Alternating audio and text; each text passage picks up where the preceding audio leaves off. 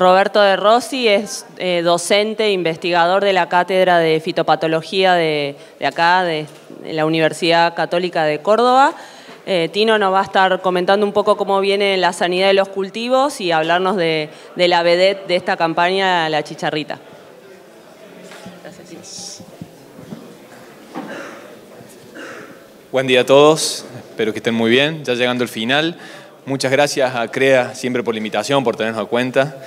Buen día a todos los que están acá. Bueno, un gusto poder estar contándoles un poco lo que venimos registrando de esta campaña.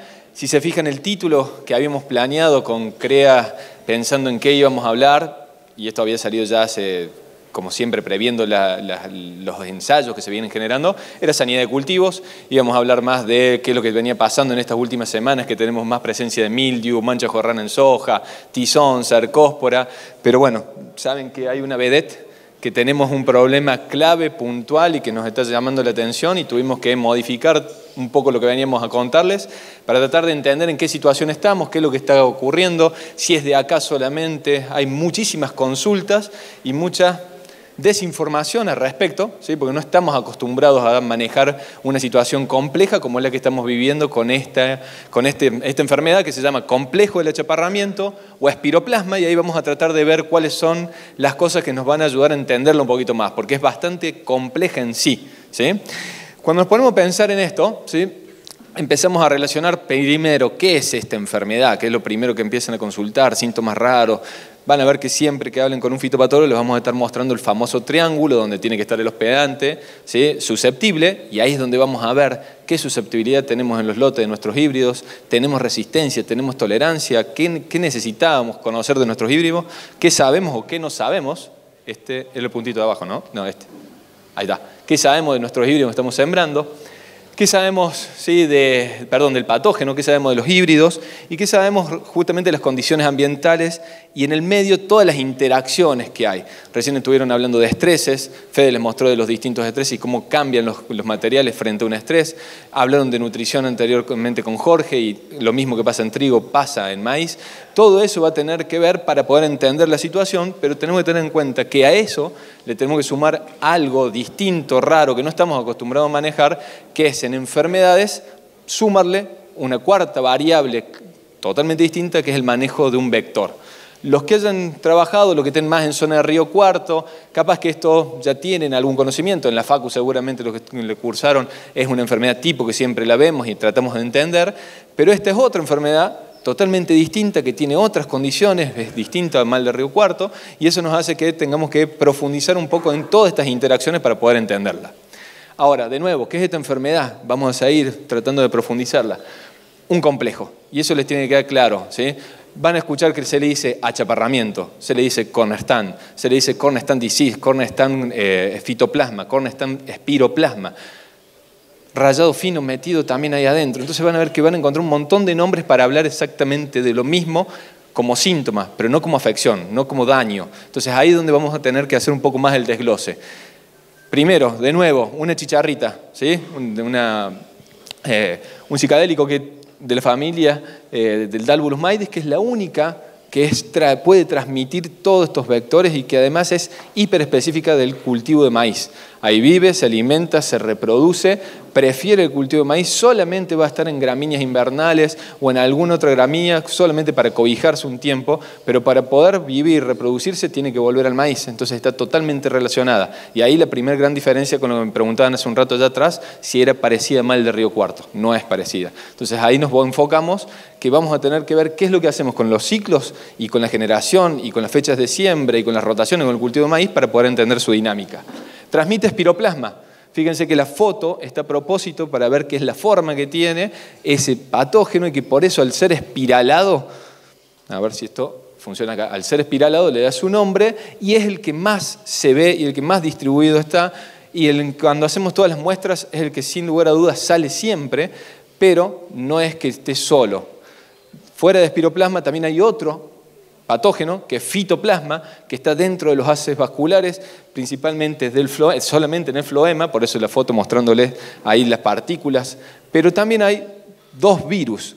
El rayado fino, que este año más lo que han estado en centro norte de Córdoba fue lo primero que empezamos a ver y la sintomatología que más llamó la atención, ahora vamos a ver algunas fotos, Pero también hay otro geminivirus descubierto hace muy poquitos años acá en el IPABE, en el grupo de María Espá, Jiménez Pezzi y todo el grupo del IPABE, que son los que más han trabajado en este complejo durante más de 20 y pico de años, que vienen generando muchísima información, pero este es un año totalmente atípico y eso es lo que vamos a tratar de ver. Todo esto que les muestro de nombres para que se acuerden o por lo menos lo hayan visto alguna vez, lo más importante es que lo podemos dividir en dos grupos. Esta chicharrita transmite un grupo de molicutes, ¿sí?, que están allá, que son bacterias sin pared celular. Y eso es importante que tratemos de entenderlo, porque si son bacterias, que sabemos que son un organismo muy débil, pero a su vez no tienen pared celular, tienen muy poca viabilidad en cualquier medio, donde pueden vivir solamente en un medio muy estable como el floema. Entonces, si está dentro del floema de las plantas y sabemos que solamente vive, se reproduce, crece ahí adentro, y sabemos que el floema, sí, y acá hay varios ecofisiólogos que lo pueden explicar mejor que yo, va a ir llevando y traslocando los carbohidratos que necesitan el cultivo para hacer rendimiento, si está alojado ahí, algo al rendimiento de alguna forma va a dañar. Entonces ya sabemos que de por sí, por ser un patógeno ya estando en la planta, y esa planta de alguna forma u otra va a tener menos capacidad de generar rendimiento. Pero por otro lado, el otro grupo que tenemos acá abajo son virus, ¿sí? Y los virus saben bien, y lo hemos estado viendo mucho con todo lo que fue COVID y todas estas problemáticas, ¿sí?, utilizan la maquinaria celular de la planta. Entonces ahí es donde más suma ruido cuando vemos sintomatología, porque los virus sobreviven, ¿sí?, tratando de cambiar lo que hace una célula normalmente para producir lo que necesitan ellos. Y eso hace que modifique muchas veces el crecimiento normal de una planta. Entonces ahí es donde vamos a ver síntomas que son más parecidos a deformaciones, junto con algunas situaciones como cambios en las características del floema de la planta. No es una enfermedad nueva, y eso nos tiene que quedar claro. Esa es la gran ventaja que tenemos, por ejemplo, con otras afecciones que hemos venido teniendo en el cultivo de maíz. Hace unos años, cercospora era una enfermedad que casi no teníamos registro en Argentina, salvo en el norte. Carbón de la panoja hacía 75 años, 80 años que no estaba presente en Argentina. Esta enfermedad hace 25, 30 años que se viene generando información año a año. ¿Sí? Nada más que más restringida hacia la zona NEA y NOA de Argentina, pero fíjense que también ya había citas de presencia hasta en Río Negro. Presencia, no la situación que tenemos hoy. Estamos hablando de una situación totalmente distinta. Pero sabemos que hay trabajos muy viejos y que se viene generando todos los años. Este le muestro de los años 90, pero por ejemplo uno de distribución de cornestan en el país, ¿sí?, en la campaña 2011-2012, y esto así todos los años se va actualizando con las muestras que se van llegando al centro del IPABE, donde normalmente se hacen en Argentina todos los estudios de serología o PCR para la determinación específica de estos patógenos tan complicados. Ahora, sabemos que tampoco es nuevo los estudios de presencia en zona centro, que es lo que llama atención esta campaña. Estamos en centro-norte de Córdoba, pero centro-sur de Santa Fe, Pergamino, con localidades con mucha presencia de esta problemática. Sabíamos que podía estar, ¿sí?, las citas están, hay trabajos, pero siempre eran ocasionales, con pocas plantas positivas. Hoy se está pudiendo llegar en algunas situaciones, a escoriar diferencia genética por la gran presión que tenemos. Entonces estamos hablando de una situación totalmente disparadora para poder hacer otro tipo de trabajos, ¿sí? Es más, Dálvulus, la chicharrita, la famosa chicharrita, hoy estamos todos viéndola, encontrándola y nos llama la atención y nos llegan miles de fotos, ¿sí? Pero también citas de los mismos grupos. Acá, por ejemplo, este es un grupo el grupo del doctor Birla, otra persona que en Argentina trabajó toda su vida en estudiar específicamente al Dálvulus maidis, y es uno de los referentes internacionales que tenemos, y tenemos referentes internacionales en Argentina en esta enfermedad. Eso nos hace que nos paremos de manera distinta, la conocemos, sabemos qué es lo que puede llegar a causar. Y sabíamos que están estos mapas en los cuales muestra que en la zona A siempre está Dálvulus dando vuelta, en la B también, en la C llega algunas veces, en la D de manera anecdótica, pero siempre está. Ahora, ¿en qué proporción, en qué momento, en qué fechas de siembra? Ahí es donde realmente viene cambiando. Pero, vuelvo. Fíjense que la afirmación es siempre estuvo. ¿Lo veíamos? Algunos profes, por ejemplo, normalmente empezamos ahora en marzo las clases de entomología, ¿sí? Hay varios exalumnos acá, saben que vienen acá a este mismo establecimiento, y se va viendo cuáles son los insectos para empezar las clases. Dálvulus, casi nunca. Este año está en todos lados, una cantidad impresionante, no solamente acá, van a ver fotos de un montón de psicadélicos o chicharritas parecidas, también hay muchas condiciones que se dieron para que todo ese tipo de insectos estén presentes, pero hay en mayor proporción Dálvulus. Ahora, ¿al cultivo de maíz lo monitoreamos? ¿Sí? Hoy están todos viendo el cultivo de maíz y ven un montón de cosas, pero la realidad es que el cultivo de maíz muchas veces lo dejamos, ¿sí? Vamos a buscar humedad, desde el chocleo van a ir a buscar humedad, muy pocas veces, no tenemos tanta, por lo menos en la parte sanitaria, gimnasia o la necesidad de ir a ver el cultivo. Por eso normalmente tenemos problemas grandes cuando hay tizón, cuando hay cercóspora o cuando hay algún problema de vuelco quebrado que nos vamos a encontrar cuando la situación ya está plasmada. Y es lo que nos está pasando ahora. Empezamos a ver en algunas zonas de situación complicada y ya ahora sí hay una percepción más selectiva, que es lo que decimos, ¿no? Estamos todos viendo si hay chicharrita o no. Es como cuando quieren ir a comprar un auto y lo vieron y ya lo empiezan a ver siempre en todos lados. Bueno, pasa lo mismo, estamos todos muy enfocados. Hay también una cantidad de información o desinformación entre las redes, los mensajes, WhatsApp, etcétera, que también pueden llegar a meter un poquito de ruido. Pero sí, hay, ¿sí? Y vamos a tratar de verlo.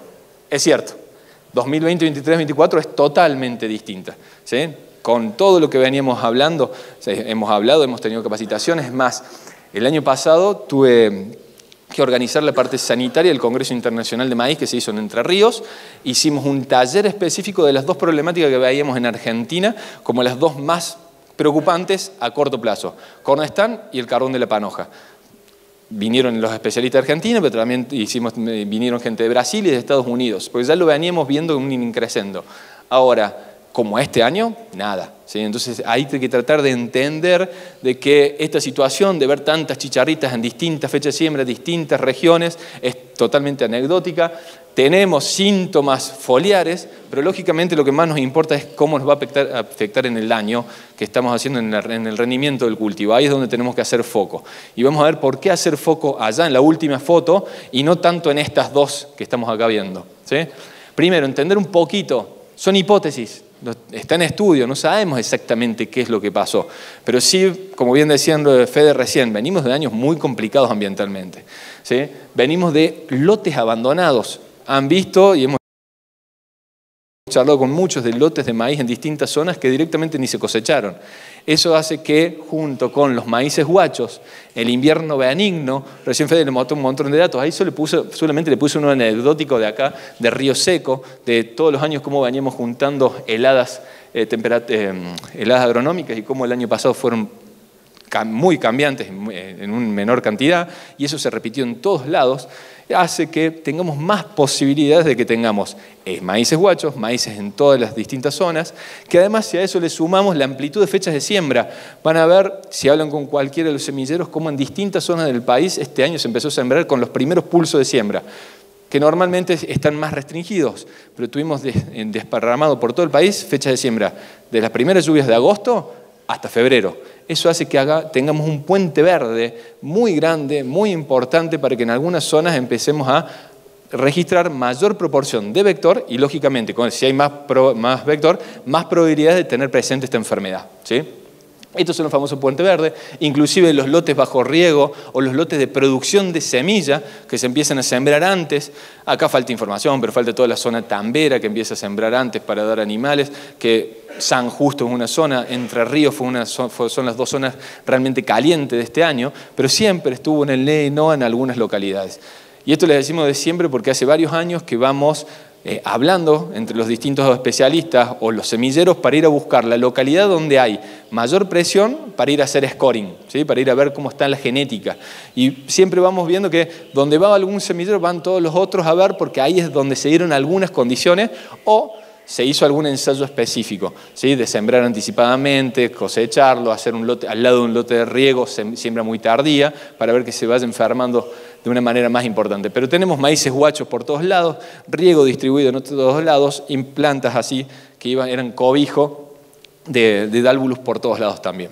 Ahora, cuando vayamos a preguntarnos, sepamos que si hablamos de insectos o hablamos de dinámica poblacional de cualquier agente biológico, no podemos echarle la culpa a una sola variable. Todas estas variables son multifactoriales, entonces no va a ser ni la helada sola, ni la fecha de siembra sola, ni lo que hagamos con los maíces guachos. Tenemos que empezar un poquito de todo.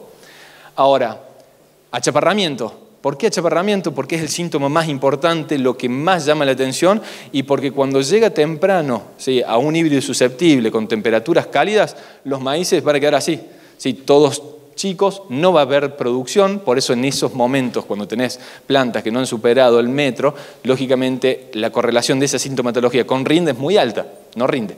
¿Sí? Ahora hay que ver qué es lo que pasa en el medio. Pero sí tuvimos en algunas zonas lotes, por ejemplo, zonas donde no debería haber llegado tanto, como más cerca de Manfredi, en algunas zonas donde hubo mangas de granizo, ¿sí?, que borró todo, las siembras más tardías hoy tienen una presión de cornestán o achaparramiento mucho más altas que otras zonas. ¿Sí? Entonces hay que ir viendo qué es lo que se hizo para poder coincidir con estas situaciones. Pero, ¿por qué les decimos y hacemos hincapié de hablar de un complejo, tratar de entenderlo? Todos los años hacemos análisis de ver qué cantidad de patógenos tienen esas plantas, porque son varios los que pueden estar generando la misma sintomatología. El año pasado hicimos un muestreo desde Salta hasta Villa María, eran 35 muestras, acá les muestro solamente algunas, en las cuales junto con la gente del IPAVE hacemos un muestreo de decir, bueno, queremos ver todo el perfil de virus que puede llegar a haber, más espiroplasma, que eso se hace con una técnica específica de serología, ¿sí?, para ver si hay o no hay, y después también se le suma por otro tipo de metodología, que es la de PCR, para el que se acuerde, no vamos a entrar en detalle, pero es otra metodología, se buscan otro tipo de patógenos. Y fíjense que, sin lugar a duda, la distinta sintomatología que hay dando vuelta, todas tuvieron, ¿sí?, cornestán, ¿sí?, o espiroplasma. De ahí que viene adosado el nombre de espiroplasma. Pero si nos ponemos a analizar, también tuvieron diferentes virus. Y por ejemplo, el último, hay 3 de todas estas, de este grupito solamente, también dieron fitoplasma. Es decir, por eso hay que entender lo que puede haber varias cosas dando vuelta, y eso complejiza de nuevo todo el sistema. Complejiza también entender cómo hacer una selección, cómo buscar híbridos de mejor comportamiento, cuáles son las condiciones ambientales que necesita. Es decir, no solamente, acá, ojo, una aclaración, los 4 agentes que les dije, ¿sí?, los 2 molicutes y los 2 virus son los que transmiten Dálvulus. Los que están en el medio son transmitidos por otros vectores, ¿sí?, como trips, ácaros, pulgones. Entonces, van a ver que no los vemos o no le damos tanta importancia, pero cuando están, se sinergizan y ahí está el problema. Por eso es la idea de hablar, de entender que le decimos espiro, pero es mucho más que espiroplasma, ¿sí? Ahora, es lo que nos está pasando en el centro norte hoy, ¿sí? Estamos en región centro norte, la idea era tratar de focalizar ahí. Estamos con plantas grandes, pocos lotes con una afección realmente muy fuerte de directamente no producción, de ver el lote completo con baja estatura y todo achaparrado y deformaciones. Les voy a mostrar fotos de algunas otras zonas, pero sí nos encontramos con esta sintomatología, ¿sí?, de coloraciones rojizas, coloraciones amarillentas, estrías que salen desde la lámina, ¿sí?, las brácteas que tienen esa coloración blanquecina, líneas también, que son características de la enfermedad, ¿sí? Les muestro fotos porque hay un montón de síntomas distintos. Fíjense, otro grupo de síntomas. La planta achaparrada, enana, multifloración, síntomas bien amarillentos, la espiga que se deforma y parece un cuello de ganso, las estrías, en aquella está bien verde, pero son estrías más verdes que blancas, ¿sí?, y ven, todas son dentro del complejo la misma situación. Ahora, también encontramos en algunas situaciones este melado, que se le dice, que son las hojas, las deyecciones que produce esta chicharrita, y también es una sintomatología que nos está diciendo hay presencia del vector, pero tenemos otras deformaciones distintas de espiga, coloraciones netamente rojizas, van a ver que hay rojizas, verdes, amarillentas, que le da una tonalidad más anaranjada al cultivo, pero del otro lado, una planta que también estaba afectada era totalmente verde, con una clorosis leve, pero la espiga también estaba con sintomatología de cornestán. Hoy se está hablando muchísimo de qué es lo que pasa con algunos materiales. Ahí podemos hablar que en algunos casos, si no toda la multibrotación o la multiespiga está inducida por este complejo de enfermedad. Seguramente no hablaron específicamente de ese tema, pero este año por condiciones ambientales estamos viendo lotes con baja densidad que tienen distinta cantidad de espiga, pero ojo porque se le está echando toda la culpa a espiroplasma y no es tan así. Entonces tenemos que ir viendo qué es lo que está causándolo. En este caso, estos sí son síntomas confirmados de que sí ha sido inducido por la enfermedad. Y esto es lo que se venía viendo hasta hace unos días, principalmente hacia más el norte, más Río Seco, Totoral, Cañada del Luque, rayado fino, ¿sí? La virosis, que cuando está sola a un inicio genera esa sintomatología típica. Ahora, esos mismos lotes, vamos más avanzado en ciclo y ya empezamos a ver que se van sumando las coloraciones rojizas, las amarillentas, las deformaciones, ¿sí? Y ahí es donde de nuevo volvemos a decir que se complejiza el sistema. Pero lo más importante, como les decía, fuera de que podemos ver las espigas de aquel lado, podemos ver que genera un amarillamiento de la planta, tenemos que hacer foco acá, en la espiga. ¿Qué le está haciendo al llenado? Acuérdense, si está afectando los haces vasculares, el floema, de alguna forma u otra va a impedir que se trasloque y eso va a hacer que empecemos a tener este tipo de espigas mucho más flojas que no están llenando y que se corta su desarrollo, ¿sí? Ahora, tenemos lotes así, complicados, que terminan realmente con una afección muy, muy alta, pero son los menos en esta zona. Nos vamos a otras zonas y son los que más hay. Para eso tenemos que entender un poquito la dinámica y empezar a plantear lo que les decíamos de las fechas de siembra o por qué es importante ver la probabilidad de que tengamos enfermedad según la probabilidad de tener vector. Si tenemos un maíz sembrado más temprano, chicharrita puede estar dando vuelta ahí, capaz que hace algún síntoma, pero lo más importante es cuando se pasa de ahí a los otros maíces más tarde, ¿sí? Y empieza a estar en estados fenológicos más temprano. Mientras más temprano puede estar dentro del cultivo, más capacidad tiene de infectar los distintos agentes y de que cuando lleguemos al estado reproductivo veamos toda la problemática que tiene.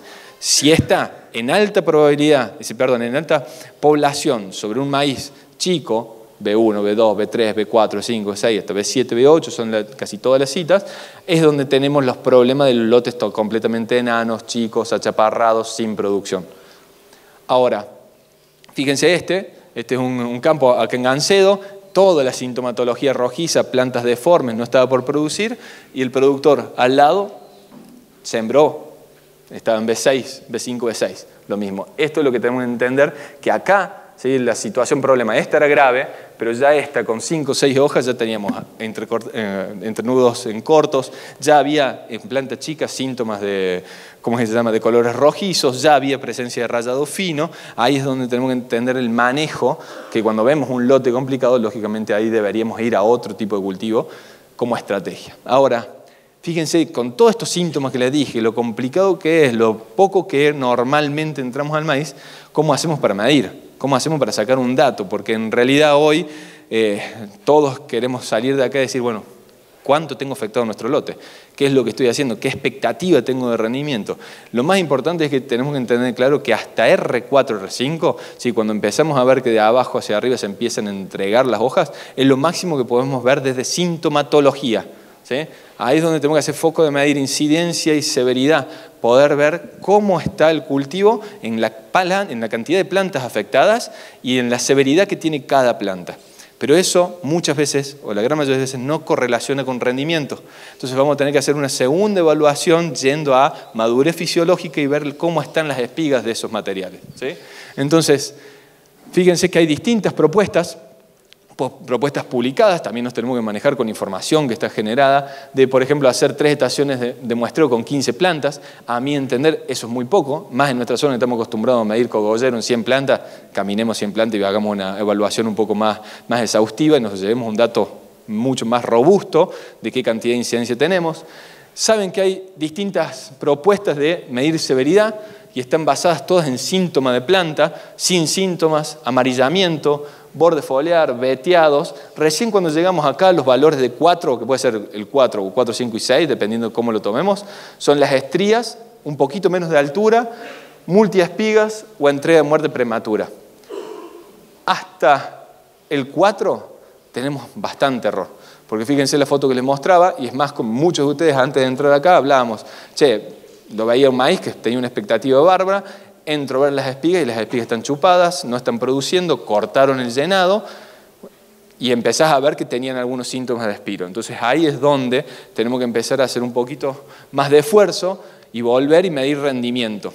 Por lo menos la propuesta es, si van a estar midiendo los ensayos de CREA, de APRESID, los mismos de ustedes si tienen algún ensayo en sus campos o quieren comparar lote, acá me van a retar cuando digo de rendimiento potencial, pero la idea es que por lo menos nos vayamos con una idea concreta de qué espigas que nosotros teníamos en el lote estaban afectadas y qué espigas no. Entonces la propuesta es, vayamos a ver plantas en R4, R5, que las puedan marcar o puedan sacar y decir, che, esta no tiene afección, esto sería si yo no tuviese la enfermedad en el lote, lo multiplican por la cantidad de plantas, hacen una estimación de rendimiento potencial de ese lote y después cuando lo cosechen con la máquina comparan, ¿sí? Y podemos ver cuál es la afección que tenían.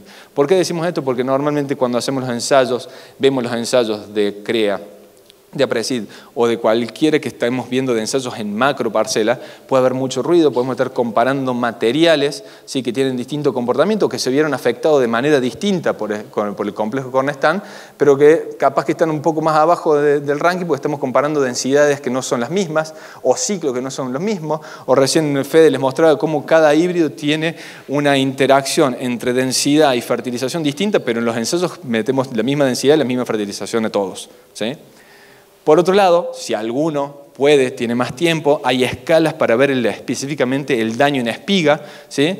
Para decir, bueno, hacer un muestreo, sacar tres estaciones de muestreo de 50 plantas, sacar todas las espigas y empezar a acomodarlas, las que no están afectadas, las que tenían una afección inicial, y empezar a hacer proporciones de afección de cada uno de los híbridos. Eso es más que nada para los que quieran conocer mucho el híbrido, que quieran comparar un híbrido con otro, sería una de las estrategias. Les muestro por qué. ¿Sí? Como les decía anteriormente, un grado 0 sin síntomas, grado 1, un grado 2, cuando vas a buscar las espigas, perdón, bien acá, tenés en el grado 0 una espiga que no está llenando, la grado 1 menor que la espiga de 2, entonces empieza a haber en esos grados de menor severidad algo que tenemos que acompañar con un dato de rendimiento. Y esto, acuérdense que los síntomas van a depender de la genética, si tiene resistencia, si tiene susceptibilidad. Hoy, que sabemos que la gran mayoría de los híbridos que tenemos hoy comercialmente frente a la alta población que tenemos se comportan como susceptibles. Si tenemos bajas poblaciones, ahí puede haber un poco de diferencia entre los materiales, pero no tenemos materiales específicamente con buen comportamiento para el complejo de Cornestán. Entonces ya largamos con una problemática a cubrir y que lamentablemente para las próximas campañas no vamos a tener rápido genética que tenga un muy buen comportamiento. Puede haber algo que tenga un comportamiento destacable frente a las presiones normales o estables de los 25 años para atrás, no frente a la presión que tenemos este año, ¿sí? Ahora, esto va a cambiar con el ambiente, si hay más temperatura, cambia la sintomatología que se genera, cambia con la nutrición, con el estrés, cambia con la cantidad como les decía recién, del vector, la cantidad de patógenos y cuántos se multiplicaron dentro de la planta, ¿sí? Entonces las interacciones que tienen son tantas que nos complejiza muchísimo el sistema para poder entenderlo y manejarlo, ¿sí? Otro ejemplo, esto de los otros días en Gancedo, ¿sí? en General Pinedo, en Chaco, distintos tipos de espigas, que aquellas espigas, las últimas 3, creemos que estaban normales, que iban a seguir produciendo, todas con algún tipo de afección, ¿sí? Estas es más acá también, pero en plantas casi que no se veía la sintomatología. De nuevo, tenemos que hacer evaluaciones en distintos momentos para llevarnos un criterio.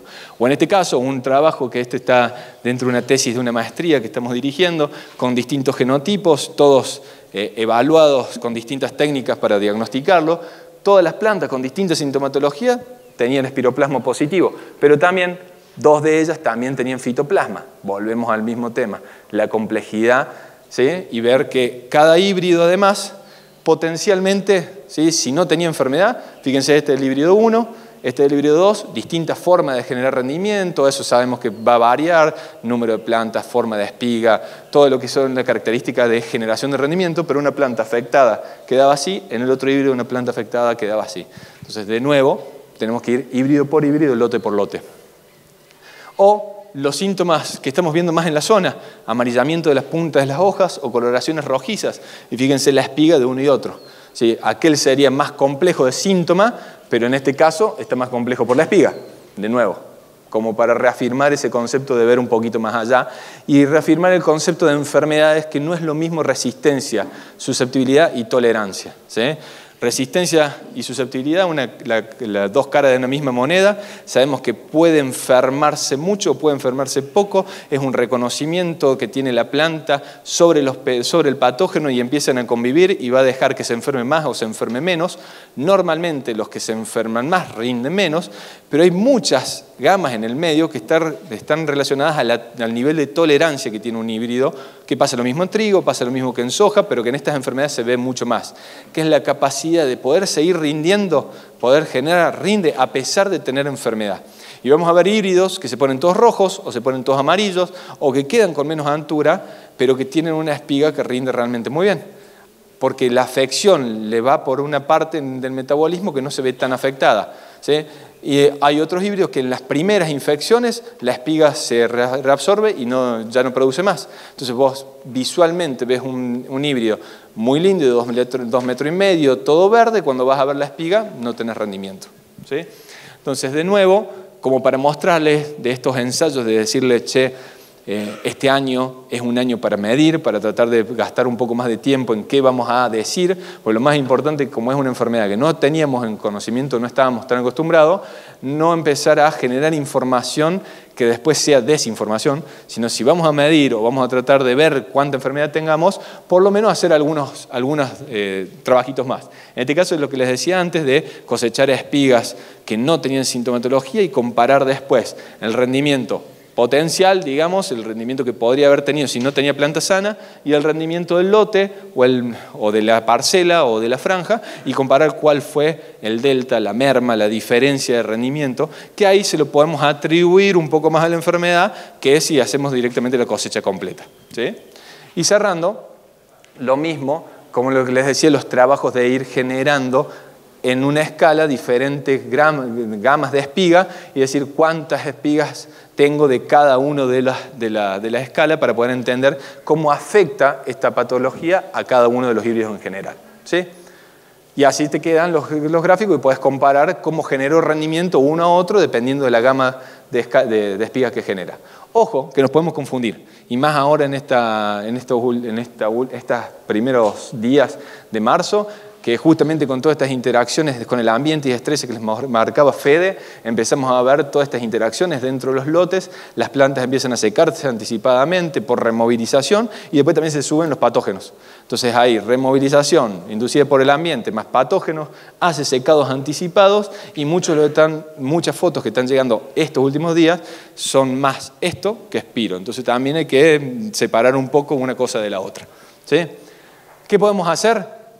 Copiarnos de los que tienen muchos problemas. Sí, acá lo que voy a nombrar es todo lo que enuncian en Brasil, también se hace en el norte de Argentina, pero que lo ponen como puntos a tener en cuenta. ¿Sí? A ver, usar híbrido de mayor tolerancia.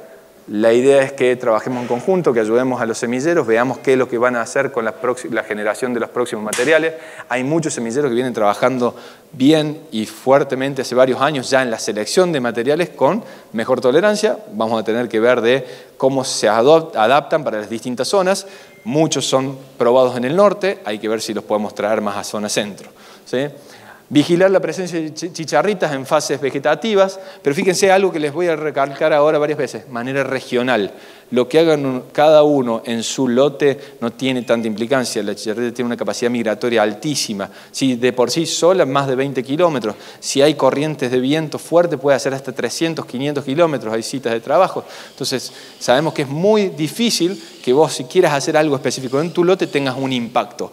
Ahora, eliminar el maíz guacho voluntario debería ser una de las cosas que tenemos que tener en la cabeza, por lo menos en la zona. Hacer rotación de cultivos pensando en que en las gramíneas principalmente es donde va a ir a cobijarse durante el invierno.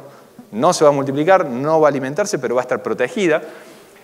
No sembrar maíz junto a cultivos con síntomas, un poco lo que veíamos en el videíto recién, como para afianzar. Tratar de sincronizar un poco el periodo de siembra. En nuestra zona sabemos que sembramos todo diciembre, ¿sí? Fines de diciembre es la fecha más fuerte, pero sabemos que hubo lotes, y hablamos hoy de riego, lotes de riego sembrados mucho más temprano, que también están afectados, y de ahí se empieza a multiplicar la población. En las zonas más tamberas, ahí la situación cambia, por eso también la zona de San Justo estuvo más complicada, pero de nuevo, manera regional, ¿sí? Si no, no vamos a hacer nada. semilla certificada, transportar correctamente el maíz, ¿sí? Y por último, controlar la calidad de cosecha y si hiciéramos aplicaciones de insecticida, que acá en Argentina todavía no tenemos nada registrado y lo que hay hasta ahora tiene una heterogeneidad altísima de resultados, tenemos que ver qué es lo que vamos a hacer porque tienen muy poco control. Entonces, consideraciones finales para cerrar, ¿sí? No es la región, porque la preocupación era si la región tenía una situación específica. Es una situación que hoy es una afección nacional, que viene principalmente del noreste, pero que está haciendo una preocupación a todo el sector productor maicero. Es un año para aprender. Sí, hay una situación que no la conocíamos, no la teníamos en cuenta, pero me parece fundamental que nos vayamos a la idea de que es un año para medir, ¿sí? Y cuando midan y cuando lo vean, ¿sí? Traten de ser lo más exhaustivo posible, porque es complicada, es compleja, como les decía recién, y tiene distintas situaciones. Entonces, lógicamente, vamos a tener que tener una idea de gastar un poquito más de tiempo en viendo incidencia y severidad en un momento del cultivo y el efecto del rendimiento detallado en otro momento del cultivo. Bien, hasta acá llegué, muchas gracias.